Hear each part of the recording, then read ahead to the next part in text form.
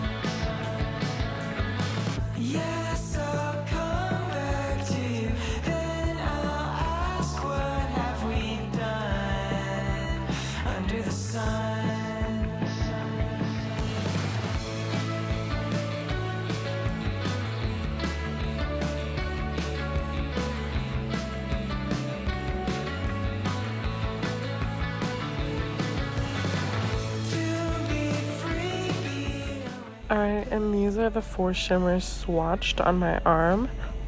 They're pretty impressive. I like them. They're good for drugstore shadows, definitely. But I was just trying to figure out which one I wanted to tap on my eye. I ended up going with, I believe it was 77 and Sunny. And I'm just tapping this all over the lid, covering as much of my eyelid as possible, and then I'm going to go back into that deeper shade in my outer corner and start deepening that up. And as you can see, I'm getting some intense fallout from that shade underneath my eyes, so I am going to use a makeup wipe to clean that off, because yeah, no type. So as you can see here, I'm just going back in with that deeper shade, and I am the deeper purpley shade, and I am just kind of blending right over the line where it meets the shimmer shade. I'm doing the same on both eyes just to make sure that there's a seamless transition between the shimmer and the matte shade. And the unfortunate thing about these mattes is that I feel like the more you blend, you kind of blend them away, so it's kind of like they dissolve into nothing. It's kind of weird. But I'm just still trying to build up that color, that beautiful gold shimmer, while still making this wearable. And this is just me cleaning up with a makeup wipe, because damn, I got so much fallout, like pretty unbelievable, honestly. Alright, so now I'm just spritzing my brush with a little bit of mattifying setting spray, and I'm going to go back into that gold shade and just really keep packing it on. I really wanted the most vibrant intensity I could get out of this shadow, and I feel like for me that was the wet brush route. Even my fingers couldn't quite put it on the way I was hoping, So I'm now just blending out that edge even more, make it look a little more seamless, a little more flawless.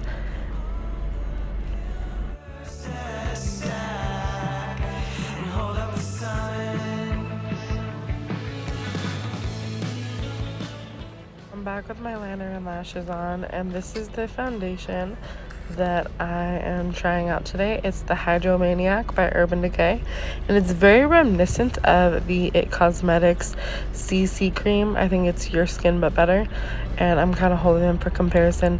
They had a very different consistency, and obviously they're different products, but I felt like they were very similar in terms of coverage and the way that they applied.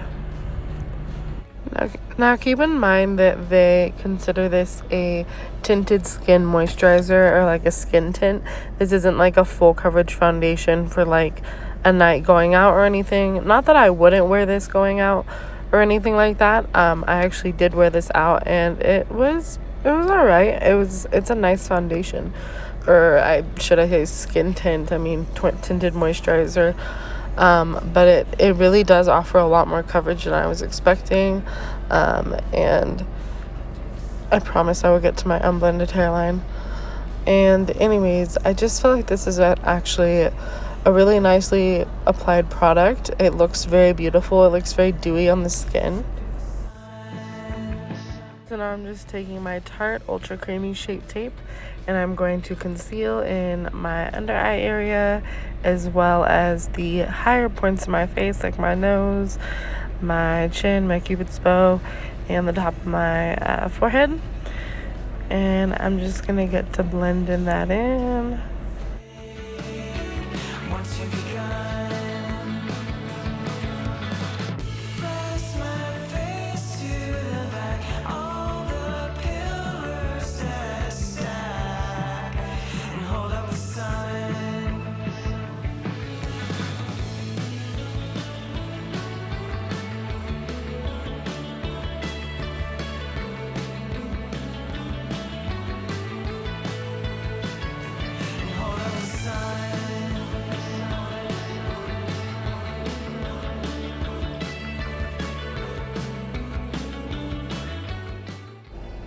Alright, so now I'm just taking my Coty Airspun powder and using that to set my under eyes, along with a Morphe angled blending brush from one of their very old brush sets.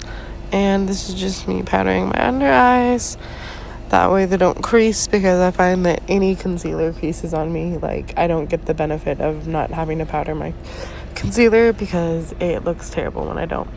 So now I'm just powdering this all over my face, and making sure to really mattify and set the face, because I don't want to be too oily or too dewy.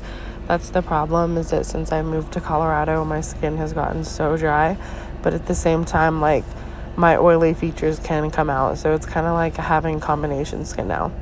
Anyways, I'm taking the lightest shade from this Essence Matte Bronzing Powder Palette, and I'm just going to start using that to chisel out my cheeks and make my forehead look a little bigger, smaller.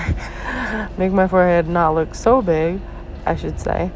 And I am just running this along the cheekbone and up to there. I also like to do a little bit of my jaw and my chin, just to kind of add some shadow, why not?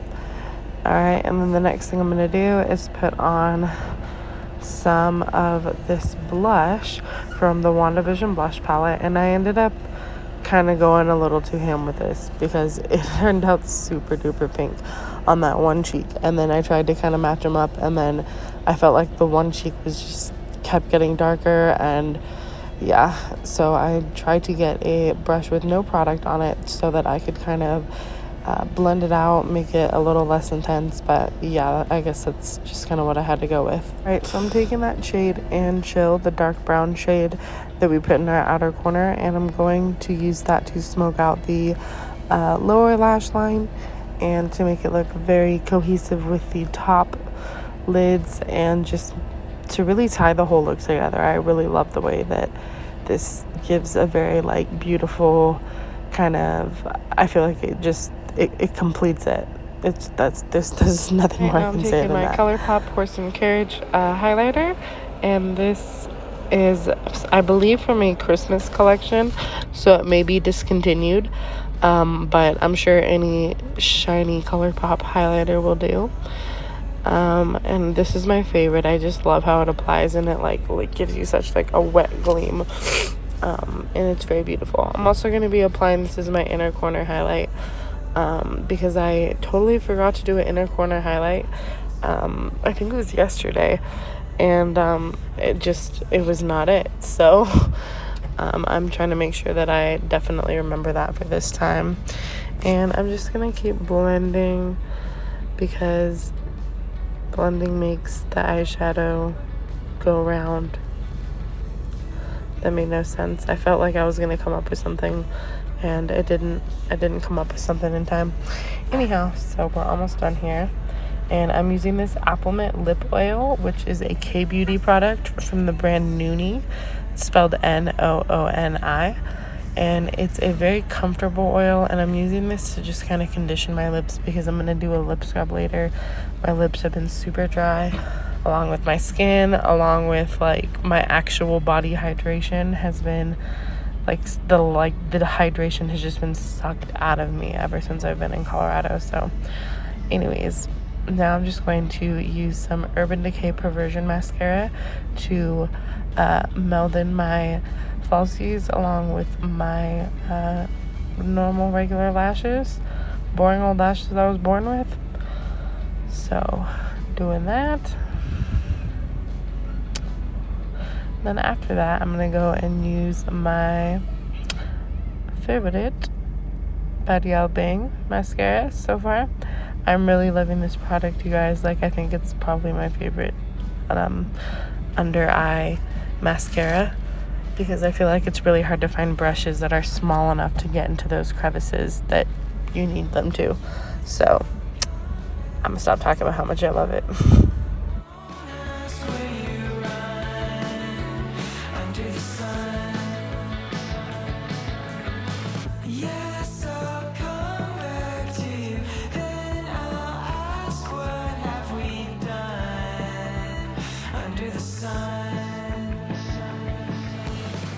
Alright, and we're just about finished up with this look. I'm just kind of pulling my hair down, fixing it up a little bit. And so this is the completed eye look. It's a very bronzy, goldy, mauve-y kind of look, and that's exactly what I was going for when I first saw this palette. I knew that that's what I'd be creating. So here's another look at the eyes. They're just gorgeous. Alright, I just decided that I would go ahead and show you guys the box so you can see everything that it promises on there, as well as a picture of the Gilded Nude palette. And I'm also going to show you what that Applemint lip oil from Nooni looks like. I'm back. It's been about 6 hours since I put that foundation on, and it's definitely worn off my nose, but I also did have to wear a mask to a few places today. But my forehead seems like good coverage still. My, blush and bronzer mess that I had to cover up still looks nice and covered. It's just textured, but that's my skin anyways. So this is just a quick foundation check-in that I wanted to do. And as you'll see, it's like, it bunches up in my nose creases like really bad. So anyways, thanks. Just wanted to add that in there. Alright, so here's the completed look. I really like it. The only thing is I think I went way too heavy-handed with my blush.